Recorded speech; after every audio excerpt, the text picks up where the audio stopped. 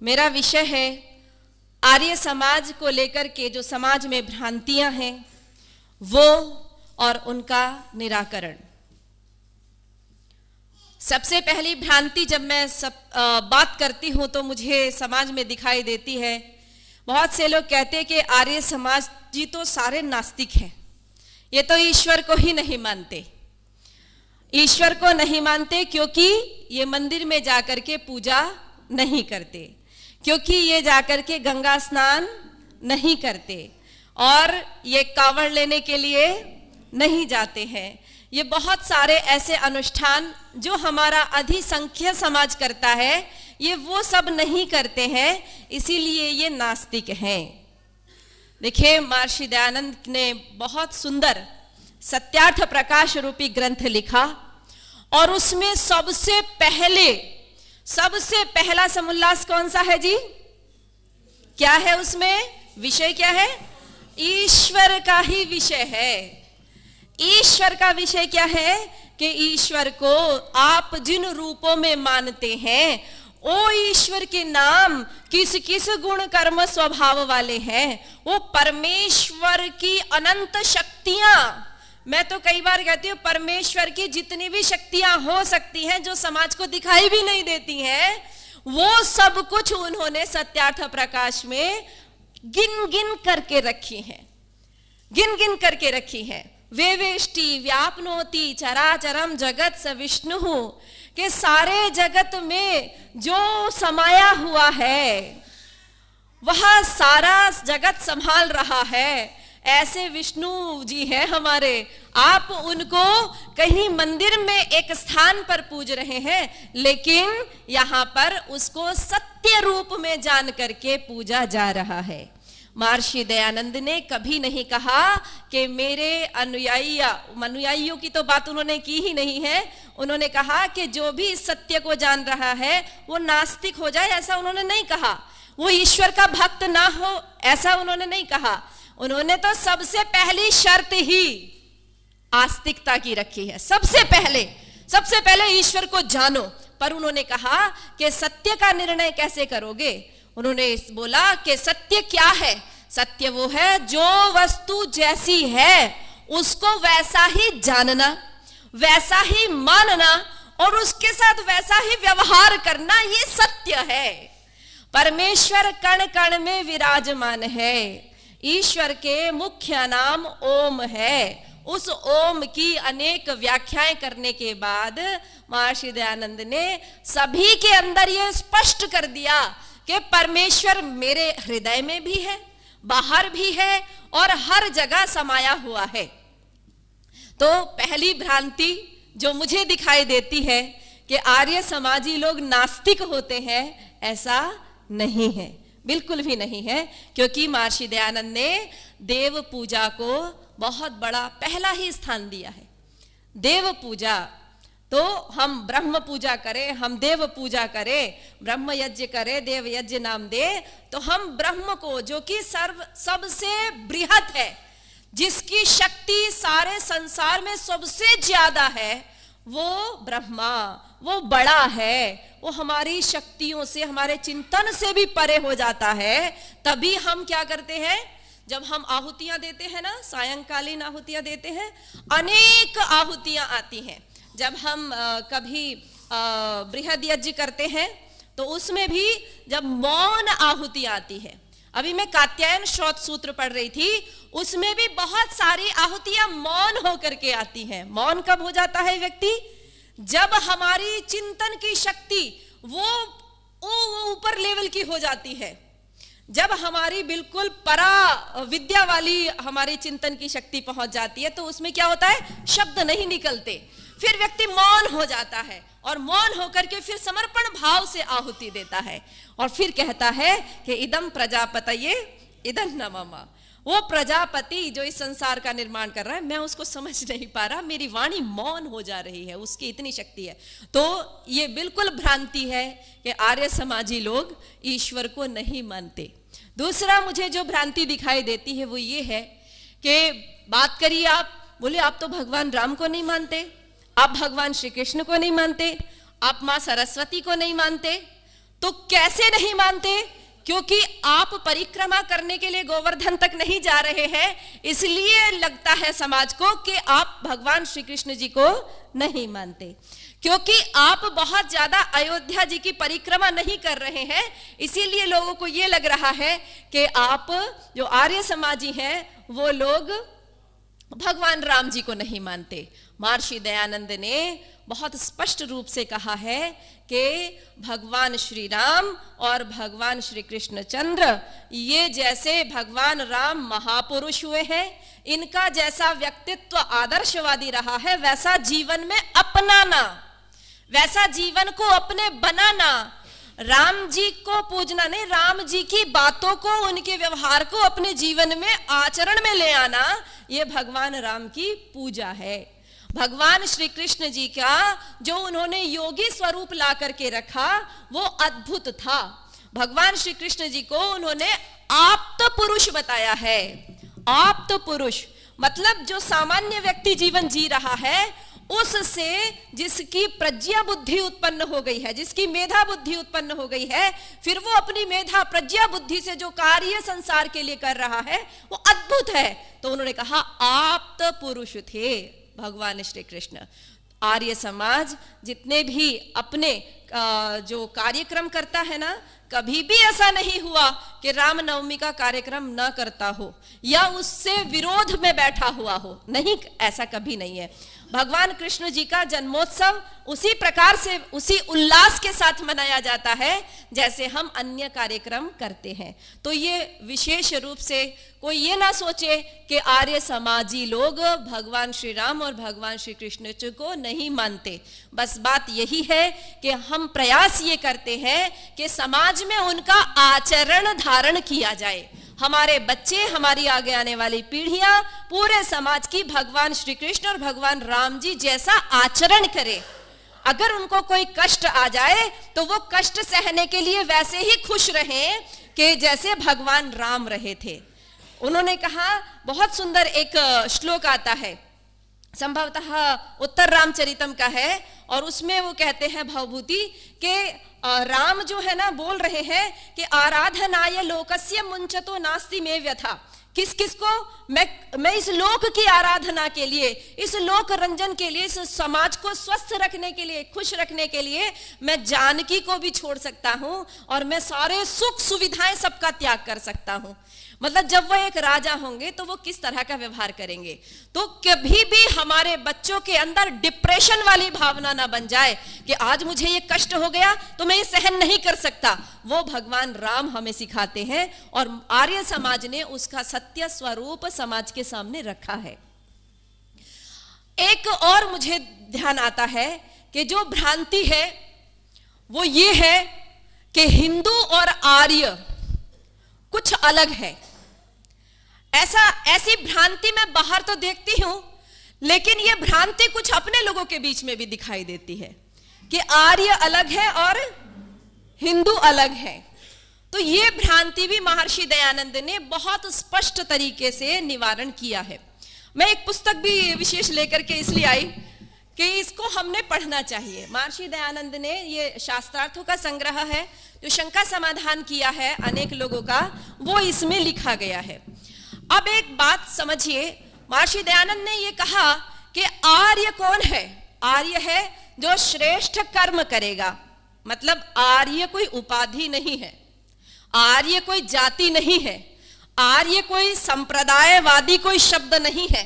आर्य वो है जो अपने कर्मों से श्रेष्ठ आचरण कर रहा है। अगर वो श्रेष्ठ आचरण कोई अपने पीछे आर्य नाम वाला कर रहा है और आर्य लगा रहा है तो सर्वश्रेष्ठ है। अगर कोई व्यक्ति आर्य नहीं भी लगा रहा है और वो आचरण से श्रेष्ठ है तो वो भी कौन है जी? आर्य है। भले ही वो आर्य समाज का सदस्य नहीं है, लेकिन वो भी कौन है? आर्य है। आज बहुत सारे लोग बहुत अच्छा कार्य कर रहे हैं, समाज को आगे ले जाने के लिए, बढ़ाने के लिए बहुत सुंदर कार्य कर रहे हैं, तो वो भी कौन है? भले ही वो आर्य समाज को नहीं जानते। आर्य समाज कोई संप्रदाय नहीं है। आर्य समाज एक विचारधारा का नाम है, एक विचारों के आंदोलन का नाम है तो महर्षि दयानंद ने कभी भी नहीं कहा कि मैं एक संप्रदाय की स्थापना कर रहा हूं। महर्षि दयानंद ने कहा कि मैं तो ऋषि ब्रह्मा से लेकर के ऋषि जयमुनि मुनि पर्यंत जितने भी ऋषि महर्षियों की परंपरा है, मैं उसको बस समाज के आगे बताने का प्रयास कर रहा हूं। उन्होंने कभी नहीं कहा कि जो मैंने लिख दिया वो अंतिम सत्य है। उन्होंने कहा मनुष्य का आत्मा सत्य और असत्य को जानने वाला है। आप अपने समयानुसार जो आपको रिसर्च आगे लगता हो वो रिसर्च आप करके उसको आगे समाज की भलाई के लिए आप लगा सकते हैं। तो आर्य शब्द कहते हैं जो श्रेष्ठ आचरण वाला है। अच्छा, हिंदू शब्द को लेकर के बहुत सारे पक्ष हमारे सामने आते हैं। हिंदू शब्द को लेकर के अधिकांश मैंने बहुत सारे अपने लोगों के मुख से भी ये सुना कि महर्षि दयानंद ने ये कहा था, पूना प्रवचन में भी ये कहा कि हिंदू क्या है, हिंदू नाम हमें किसने दिया है, किसने दिया, मुसलमानों ने। ठीक है, हिंदू नाम मुसलमानों ने दिया, ऐसा महर्षि दयानंद ने पूना प्रवचन में भी कहा है। और उन्होंने कहा कि उनके शब्दकोशों में हिंदू के लिए अच्छा नहीं लिखा हुआ है ना। उन्होंने एक बताया कि हिंदू को काला, काफिर और चोर बताया गया है।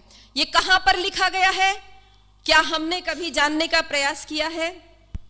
संभवतः मुझे याद नहीं आ रहा, पंडित लेखराम जी ने इसको लिखा है कि गयास उल्लुगात और सिराज उल्लुगात और एक और है। इन तीन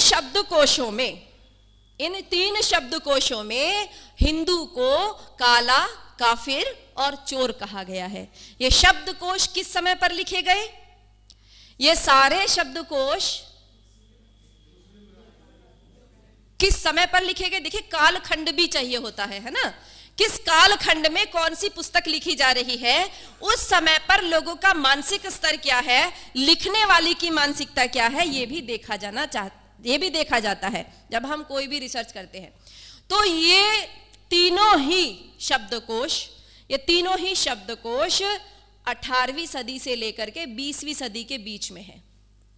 मतलब 2 सदियां ही हैं इनके लिखने की, और बहुत प्राचीन भी नहीं है। मैंने अपने कुछ अरबी साथियों से इन शब्दकोशों को मंगवाया भी, ढूंढवाया भी। उन्होंने ये बताया कि इन शब्दकोशों से वर्तमान में ये शब्द हटाए जा चुके हैं, मिलते नहीं हैं। ये उसी समय पर जो प्रकाशित हुए थे उनमें तो ये मिलते हैं, लेकिन अब वाले शब्दकोशों में नहीं मिलते। बाकी सभ्यता का प्रवाह आज का नहीं है, सभ्यता का प्रवाह तो बहुत पुराना है। तो अनेक शब्द आते आते अपना अर्थ बदल जाते हैं। अर्थ कैसे बदल लेते हैं? जैसे पहले असुर शब्द किसके लिए रखा जाता था, बोला जाता था? किसके लिए? पहले ये देवताओं के लिए असुर शब्द का प्रयोग होता था। ठीक है, परंतु क्या हुआ, उसके बाद बदलते बदलते शब्द की धारा बदली, शब्द प्रवाहमान हुआ, और असुर शब्द को अब किस में रूढ़ हम मानते हैं? असुर शब्द का अर्थ है राक्षस, जो राक्षसी प्रवृत्ति का है वो। इसी तरह से संस्कृत में एक शब्द आता है देवानाम प्रियः। देवानाम प्रिय, देवों का प्रिय सामान्य अर्थ है। लेकिन क्या हुआ, धीरे धीरे वो शब्द कहां बदल गया? ईर्ष्या रूपी में बदल गया, द्वेष रूप में बदल गया। बोले देवों का प्रिय है ये, तो देवों का प्रिय मतलब चापलूस टाइप का व्यक्ति है, देवों की चापलूसी कर लेगा और इसका काम हो जाएगा। ठीक है, तो देवानाम प्रिय शब्द तो अच्छा लग रहा है, लेकिन ये शब्द का अर्थ क्या हो गया? चापलूस टाइप का व्यक्ति है, बहुत ज्यादा लाग लपेट वाला व्यक्ति है ना। तो शब्द का अर्थ परिवर्तन होना ये सामान्य बात है। जैसे कुशल शब्द है, कुशल शब्द का अर्थ क्या है? मूल शब्द क्या है? कुशान लातीति कुशलः, कुशा को लाने वाला, जो ठीक से, कुशा क्या होती थी? बहुत ज्यादा हाथ काट देता था। आपने भी देखा होगा जो सरकंडा का छोटा सा रूप होता है ना, कुशा आसन भी बनाते हैं उसके लिए, हमने भी गुरुकुल में बनाया था। तो वो क्या होता है, उसको ठीक से काटे तो वो हाथ सुरक्षित रखता है, अगर उसको ठीक से नहीं काट के लाएंगे तो वो हाथ काट देगा, खून आ जाएगा आपके हाथ में। तो जो कुशा को ठीक से लाने वाला है उसको कहते थे कुशल। आज क्या है? आज क्या बन गया? जो भी कोई किसी भी काम में एक्सपर्ट है उसका नाम हो गया कुशल। जैसे सामान्य आप मेरा ही नाम ले लीजिए, मेरा नाम है कल्पना। आप कल्पना शब्द कहते ही आपके मन में क्या अर्थ दौड़ता है? इमेजिनेशन, है ना?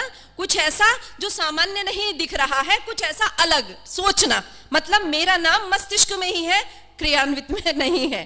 तो अगर हम इसकी धातु प्रत्यय पर जाते हैं तो मेरा नाम का अर्थ होता है कृपु, सामर्थ्य धातु से बनता है, और युज प्रत्यय करने पर, टाप इत्यादि करने पर ये कल्पना शब्द बनता है। तो इसका अर्थ होता है सामर्थ्यशाली, ठीक है। परंतु ये रूढ़ किसमें है?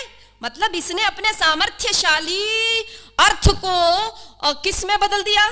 समय के प्रवाह के कारण ये उसमें बदल गया, है ना? इसी प्रकार से हर शब्द की अपनी एक यात्रा होती है। इसी प्रकार हिंदू शब्द की अपनी एक यात्रा है, उसको समझने का प्रयास कीजिएगा। हो सकता है आपको मेरी बात थोड़ा सा ऐसा लगे कि कल्पना जी क्या विषय लेकर के आई हैं। मैं इसलिए बताना चाहती हूँ कि इस शब्द के कारण बहुत तनाव है, उस तनाव को हमने दूर करना है। तो हिंदू शब्द आज का नहीं है, ये बहुत प्राचीन है और ये इस्लाम के आने से पहले का शब्द है। इसका उदाहरण ये भी मिलता है कि जो इस्लाम के प्रवर्तक है ना, पैगंबर मोहम्मद, उनकी पत्नी थी खदीजा। उनके पहले पति से जो बेटियां हुई थी उसमें से एक बेटी का नाम था हिंद, ठीक है, एक बेटी का नाम था हिंद। इसी प्रकार उनकी जो पत्नियां थी, उन पत्नियों में से भी एक पत्नी का नाम हिंदसा, ठीक है, वो था। इसका मतलब ये है कि ये शब्द कैसे चल रहा था? तब से चल रहा है ना। उस समय पर जो शब्दकोश लिखे गए उनमें काला काफिर चोर नहीं लिखा गया। ईरान के जो हमें पुराने दस्तावेज मिलते हैं जो कि 3000 साल पुराने हैं, उनमें हिंदू शब्द हिंदू आता है। तो इससे हमें विरोध नहीं करना चाहिए, इससे हमें यह नहीं करना चाहिए हिंदू माने मूर्ति पूजक, ऐसा नहीं समझना चाहिए। थोड़ा सा और हमें व्यापक दृष्टि बनानी है। हाँ, ये अवश्य है कि मूल रूप से हमारा नाम आर्य ही है। हम श्रेष्ठ, हमें बार बार आर्य शब्द क्या दिलाता है याद? कि आप श्रेष्ठ बनिए, उत्तम बनिए, है ना, श्रेष्ठ बनिए। तो उसमें दो ईरान का जो हमारे शब्दकोश है उनमें भी हिंद शब्द आता है। और दूसरी बात एक और है, आप देखेंगे इस इस्लामिक टर्मिनोलॉजी में एक शब्द आता है गजवाए हिंद। तो जो गजवाए हिंद शब्द है, ये हिंद क्या है? हिंद को फतह करना। इसका मतलब कोई ना कोई ऐसा उनके मस्तिष्क में या इस धरती पर कोई हिंद नाम की कोई जगह थी ना, हिंद नाम का कोई स्थान था जिसकी चमक बहुत थी, जिसको लूटना, जिसके साथ में संबंध बनाना अरब वाले लोगों का मन में था। तो वो लोग भारत को जैसा भी चाहे कैप्चर करना चाहते थे, चाहे लूटना चाहते थे, चाहे यहाँ व्यापार करना चाहते थे, हिंद शब्द का प्रयोग होता है। तो इसीलिए हमें इस शब्द पर बंधना नहीं चाहिए कि अरे नहीं ये तो वो है, ये तो वो है। अब मैं आपको महर्षि दयानंद का पूना प्रवचन जो हुआ है वो हुआ है 1875 में। 1875 में पूना प्रवचन के चौथे प्रवचन में महर्षि दयानंद ने ऐसा बोला था कि हिंदू शब्द एक बाहर के लोगों ने दिया हुआ है। लेकिन महर्षि दयानंद के आगे के जितने भी प्रवचन हैं उसमें कहीं पर भी ये बात दोहराई नहीं गई है, बल्कि क्या हुआ है वो मैं आपको एक बार दिखाती हूँ, एक उदाहरण बस मात्र दिखाती हूँ, ठीक है। ये पुस्तक है, इस पुस्तक में इसका शीर्षक ही लिखा है हिंदू धर्म की गंभीरता, है ना। और महर्षि दयानंद से एच परिकिंग्स कमिश्नर थे जो कि अमृतसर से थे, उनका वार्तालाप है। और वो कमिश्नर कहते हैं कि हिंदू धर्म सूत के धागों के समान कच्चा है। महर्षि दयानंद से कह रहे हैं कि हिंदू धर्म सूत के धागे के समान कच्चा है, जहां से पकड़ो वहीं से टूट जाएगा, ठीक है। तो अब स्वामी जी ने क्या उत्तर दिया है ये सोचिए। यह धर्म सूत के धागे के समान कच्चा नहीं है। स्वामी दयानंद कहते हैं अपितु लोहे से भी अधिक पक्का है। लोहा टूट जाए तो टूट जाए, पर यह कभी टूटने वाला नहीं है। ये कौन कह रहा है? स्वामी दयानंद कह रहे हैं, अगर स्वामी दयानंद के मन में एक बार भी ये शब्द के प्रति ऐसा भाव होता कि हाँ हिंदू कहने से ये सब समुदाय या ऐसा गलत अर्थ होता, तो स्वामी दयानंद कभी भी ये वाक्य नहीं कहते। और आगे क्या कहते हैं, वो कहते, कमिश्नर महोदय कहते कि आप कोई उदाहरण बताइए। तो स्वामी जी ने जो उदाहरण दिए हैं वो ध्यान से सुनने योग्य है। स्वामी दयानंद ने कहा हिंदू धर्म समुद्र के गुण रखता है। अब देखो स्वामी दयानंद खुद कह रहे हैं, वो उस समय पर आर्य धर्म नहीं कह रहे हैं, वो स्वयं कह रहे हैं हिंदू धर्म, ये शब्द का प्रयोग कर रहे हैं। और ये कब चल रहा है, ये 1877 में चल रहा है, 2 साल बाद, पुनः प्रवचन के 2 साल बाद चल रहा है। और हिंदू धर्म समुद्र के गुण रखता है। जिस प्रकार समुद्र में असंख्य लहरें उठती हैं, उसी प्रकार इस धर्म में भी, देखिए बार बार धर्म का प्रयोग कर रहे हैं, मजहब का या मत पंथ का शब्द का प्रयोग नहीं कर रहे हैं, धर्म का प्रयोग कर रहे हैं।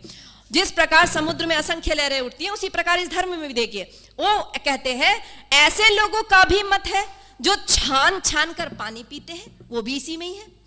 और एक मत ऐसे लोगों का भी है जो वाममार्गी कहलाते हैं।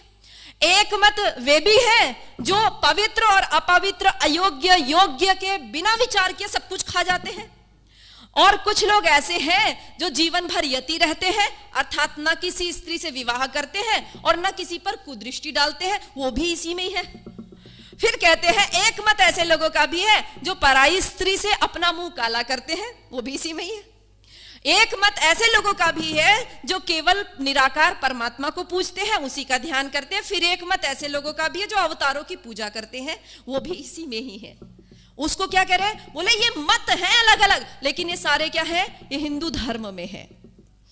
फिर कहते हैं एक मत ऐसा है जो केवल ध्यानी है। इसी धर्म में वे लोग भी हैं जो छुआछूत का ऐसा विचार करते हैं कि अन्य मत के लोग तो एक और शूद्रों के हाथ का पानी तक नहीं पीते, ना खाना खाते। लेकिन इसी में ही एक मत ऐसा भी है जो लोग शूद्रों के हाथ का पानी भी पीते हैं और उन्हीं से भोजन बनवाकर खाते भी हैं। इतना होने पर भी ये सब के सब हिंदू कहलाते हैं। ठीक है, और वास्तव में हिंदू है ही, ये जोर दे करके कहते हैं कि ये सब लोग हिंदू है ही, ये सब हिंदू है, कोई इनको हिंदू धर्म से निकाल नहीं सकता। इसीलिए समझना चाहिए कि यह धर्म अत्यंत पक्का है, कच्चा नहीं है। तो महर्षि दयानंद बहुत स्पष्ट तरीके से कहते हैं, और एक जगह नहीं कहते। 1975 के बाद महर्षि दयानंद ने केवल एक पुनः प्रवचन के बाद कभी नहीं कहा, कभी ये नहीं कहा कि काला काफिर चोर वहां लिखा हुआ है। हो सकता है, क्या पता बाद में कुछ मस्तिष्क में आया हो, कुछ और मिला हो। तो हमें इस बात पर मैं आर्य समाज के विशेष लोगों से ये निवेदन करना चाहती हूं कि इस विषय पर बहुत ज्यादा झगड़ा, इस विषय पर बहुत ज्यादा मतभेद उत्पन्न नहीं करना चाहिए। तो महर्षि दयानंद का ऐसा मत है। महर्षि दयानंद ने बहुत कहा, महर्षि दयानंद ने कहा कि मैं कोई संस्था जो बना रहा हूं ना, ये आर्य समाज कोई अलग से कोई संप्रदाय नहीं बना रहा हूं। और ये ध्यान रखना कि इससे अलग भी बहुत सारे लोग हैं जो समाज की भलाई के लिए काम कर रहे हैं। उन्होंने सत्यार्थ प्रकाश की भूमिका में लिखा, मैं आपको पढ़ करके सुनाती हूं। उन्होंने कहा यद्यपि आजकल बहुत से विद्वान प्रत्येक मत में है, किसी का अपमान करने की बात नहीं कर रहे, वो कह रहे बहुत से विद्वान प्रत्येक मत में है, प्रत्येक मत में है। वे पक्षपात छोड़ सर्वतंत्र सिद्धांत, अर्थात जो बातें सबके अनुकूल, सब में सत्य है, उनका ग्रहण, और जो एक दूसरे के विरुद्ध बातें हैं उनका त्याग कर परस्पर प्रीति से बर्तावे तो जगत का पूर्ण हित हो जाएगा। मतलब हर मत के जो उन्नत विद्वान है वो एक जगह बैठ करके यदि चिंतन करें। महर्षि दयानंद ने बहुत प्रयास किया अपने समय में कि आओ सभी मत के लोगों ये बैठो और चिंतन करें, सारे विद्वान बैठ करके चिंतन करें कि समाज की भलाई के लिए क्या आवश्यक हो सकता है। तो हमें भी समय समय पर महर्षि दयानंद के इन वाक्यों को ध्यान में रखते हुए अपने आप को प्रस्तुत करना चाहिए। हमेशा इस बात पर नहीं लगे रहना चाहिए कि मैं सब कुछ जान रहा हूं, बाकी लोग नहीं जान पा रहे हैं, है ना। इस तरह का भाव यदि हमारे अंदर आ जाता है, उसी दिन गति अवरुद्ध हो जाएगी। महर्षि दयानंद ने कहा जो मनुष्य का आत्मा सत्य जानता चला जाएगा उसको स्वीकार करते चले जाइए, और जो असत्य बातें हैं उनको बाहर करते चले जाइए, उनको छोड़ते चले जाइए। आज की नई युवा पीढ़ी जो आ रही है, चाहे वह मतांध के चक्कर में हो, भाई बहुत ज्यादा अंध मत का फॉलो करने वाले लोग हो, वे भी, और जो नहीं है, जो नास्तिक हैं वे भी, जो किसी संगठन से जुड़े हुए हैं वे भी, जो किसी संगठन से नहीं जुड़े हुए हैं वे भी स्वतंत्र चिंतन बहुत रूप में कर रहे हैं। मैं आपको बस थोड़ा सा उदाहरण ये देना चाहती हूं कि आज के जो लोग समाज में काम कर रहे हैं वो अनेक लोगों को पढ़ रहे हैं, अनेक लोगों को देख रहे हैं और अनेक संगठनों का अनुभव ले रहे हैं, अनेक संगठनों का अनुभव ले रहे हैं। अगर आर्य समाज में भी कोई वक्ता रूप में यहां आ रहे हैं तो वो भी अनेक संगठनों का अनुभव लेते हुए आज कार्य कर रहे हैं। ये नहीं है कि वो केवल एक संस्था से बंधे हुए हैं।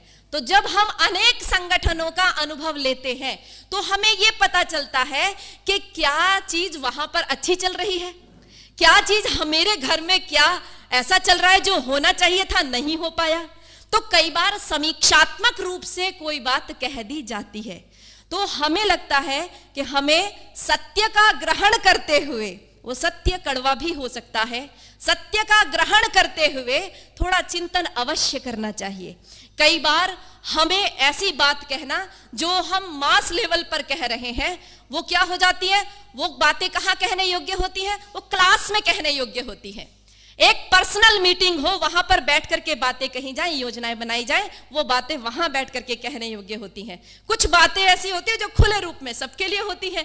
तो परोपकार वाली बातें सब जगह हो और जो कोई भी ऐसी बातें हो जिससे किसी को हानि पहुंचती हो वो हम एक कक्षा के रूप में, एक मीटिंग के रूप में रखना चाहिए। महर्षि दयानंद ने जो 10वां नियम कहा उसमें यही कहा कि सामाजिक सर्वहितकारी नियम पालने में सब कौन है, परतंत्र है, सब परतंत्र हैं। जिसमें समाज का भला हो रहा हो उस कार्य को करने में एक बार अपमान का घूंट भी अगर पीना पड़े तो पी लीजिए, वो कड़वा हो सकता है, उसको पी लीजिए। और आप वैयक्तिक कार्य करने में स्वतंत्र हैं, जितना कर सकते हैं उतना करना चाहिए। तो हमें भी किसी भी ऐसी शब्दावली पर नहीं जाना चाहिए। आज मैं आर्य समाज को एक बात और बताना चाहती हूँ इस व्याख्यान माला के नाम से कि हमें प्राचीन में आर्य समाज ने बहुत तरीके के कार्य किए हैं, है ना, बहुत प्रकार का कार्य किया, आज भी कर रहा है। जैसे ये आर्य समाज है, बहुत बढ़ चढ़ करके कितने युवाओं का भविष्य सुधार रहा है, कितने युवाओं को इसने गोद ले रखा है, कितने गुरुकुलों के लिए ये लगातार दान निकाल रहा है। यहाँ की शाखा, मतलब मैंने सबसे पहले जो शाखा देखी थी, शाखा का स्वरूप देखा था, वो आर्य समाज डी ब्लॉक का देखा, बहुत सुंदर शाखा है। और भी अन्य आर्य समाजों में भी बहुत समृद्ध शाखाएं चल रही हैं। लेकिन कई बार अनुभव में आता है कि इतना ही पर्याप्त नहीं है, और कुछ होना चाहिए था। हमारे पास शक्ति ऊर्जा बहुत है, शक्ति ऊर्जा बहुत है। अनेक बार ऐसा लगता है कि और लोग भी उस शक्ति का प्रयोग कर रहे हैं। आर्य समाज के काम में संभवतः वो शक्ति, वो ऊर्जा का उतना प्रयोग, एक तंत्रात्मक अनुभव ऐसा आ रहा है कि तंत्र की व्यवस्था संभवतः उस शक्ति का प्रयोग नहीं कर पा रही है। तो हमें उसका प्रयोग करना चाहिए। लेकिन किस बातों से हमें बचना चाहिए, किन शब्दावलियों से हमें बचना चाहिए। देखिए, आज एक बहुत समाज को तोड़ने के लिए, वैसे तो हमेशा होता रहा है, पर समाज को तोड़ने के लिए बहुत सारी शब्दावलियां गढ़ दी गई हैं, गढ़ी जा रही हैं। जैसे अभी रितिका जी ने आपको बताया, ब्राह्मणों भारत छोड़ो, मतलब यह है कि ब्राह्मणों को हिंदू समाज से अलग दिखाया जाए, जिससे कि वहां से लोग उनसे घृणा करें और उनको अलग करने का प्रयास करें। अगर उस चलते हुए नैरेटिव में हम भी कहीं ऐसा कर देते हैं कि इन पाखंडियों ने बहुत नाश किया है, इन ब्राह्मणों ने बहुत नाश किया है, इन्होंने हमारा ये कर दिया, थोड़ा इन शब्दावलियों से बचे। क्योंकि अगला व्यक्ति खाई खोद करके बैठा हुआ है, अगला व्यक्ति पूरे समाज को तोड़ने का संकल्प लिए बैठा है। अगर कुछ ऐसी शब्दावली हमारी भी थोड़ी सी कहीं उसको सहायता देने का काम ना कर दे, उन शब्दावलियों से हम बचें। क्योंकि कहीं पर भी समाज को बांटने वाली कोई भी ऐसी बात, पूर्व में कुछ रहा होगा, हमारा इतिहास कुछ है, बहुत सारी चीजें हैं, बहुत सारी घर की अपनी चीजें ऐसी होती हैं जो व्यक्ति समाज में नहीं कहता, तो हमें वहां पर थोड़ा मौन हो जाना चाहिए।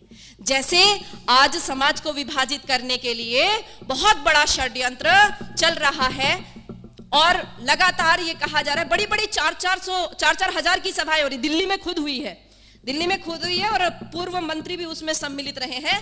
वो क्या कहा, बोले आज से तुम कौन हो गए हो, बोले हम नव बौद्ध हो गए हैं, आज से हमने कौन सा बौद्ध मत स्वीकार कर लिया है। वो गौतम बुद्ध वाला बौद्ध मत तो सब खत्म हो गया है, वो तो कभी भी सनातन या हिंदुओं के विरोधी नहीं थे, लेकिन आज का थोड़ा सा ये नव जो उत्पन्न होकर के आया है, इसका कार्यशैली कुछ ऐसी लग रही है कि घरों घरों से भगवान राम की फोटो हटा देना, भगवान श्री कृष्ण की फोटो हटा देना और अनेक मंदिरों के प्रति घृणा का भाव रखना। अगर ऐसे चलते हुए समय में, जो कि ऑलरेडी वहां पर आंधी चल ही रही है, वहां पर तो चल रही है कि भाई तुम इस हिंदू समाज का हिस्सा नहीं हो, तुम्हें तो इन्होंने बहुत अत्याचार किया है, तुम्हारे तो ये किया है। अब यदि हमारे मंचों से भी पुराने इतिहास को सुनाते समय ये वाली शब्दावली प्रयोग हो जाए कि इनके साथ तो इतना अत्याचार हुआ, ये हुआ वो हुआ, बहुत ज्यादा उसको बढ़ा चढ़ा करके, मतलब अगर सत्य भी बताया जा रहा है तो भी पूरा खोल करके बता करके, मुझे ऐसा लगता है कि हम ऐसी शब्दावलियों पर, ऐसे वाक्यों पर थोड़ा रोक लगाए, अपने आप को समझे कि हमारे साथ में क्या हुआ है। ये हमारी आंतरिक समझ है, हमने समाज के उद्धार के लिए क्या क्या किया, ये हमारा आंतरिक समझ है। उसको हम आज के परिप्रेक्ष्य में कैसे रख रहे हैं। कहीं ऐसा तो नहीं कि हमारी कही हुई शब्दावली किसी के लिए खाद का काम कर रही हो, वो कहे कि देखो आर्य समाज के मंच से भी ये बताया गया कि तुम्हारे साथ इतने अत्याचार हो रहे थे, हम भी तो यही बता रहे हैं, देखो वो भी पुष्ट कर रहे हैं। तो ये वाली शब्दावलियों से हमें थोड़ा सा बचने की आज आवश्यकता है। बहुत कुछ कहा जा सकता है, लेकिन आर्य समाज को लेकर के जो नैरेटिव है वो हमें अपने व्यवहार से बदलने होंगे। अगर व्यवहार हमारा उस तरह का नहीं रहा तो वो नैरेटिव जिंदा हो जाएंगे और वो सत्य बन जाएंगे। तो उनको ध्वस्त करने के लिए हमें अपना व्यवहार, अपना चिंतन, अपनी कार्यशैली, सब चीज में परिवर्तन लाना होगा और एक सुदृढ़ योजना बना करके आर्य समाज के विचारों को, आर्य समाज के पास वो शक्ति है जो अभी भी वो शक्ति है जो अभी किसी दूसरे के पास नहीं है, चाहे कितना भी बड़ा संगठन हो।